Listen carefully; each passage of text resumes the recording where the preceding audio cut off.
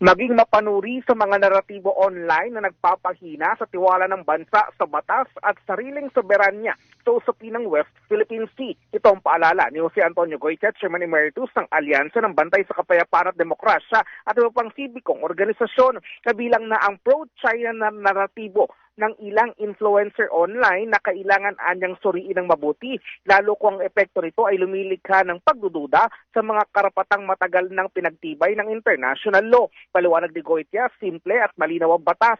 Ang West Philippine Sea ay isang katawagang geographical, samantalang ang Exclusive Economic Zone ay isang legal na zona sa ilalim ng UNCLOS at ang karapatan ng Pilipinas sa karagatan ay hindi anya nakabatay sa katawagan kundi sa umiiral na international law.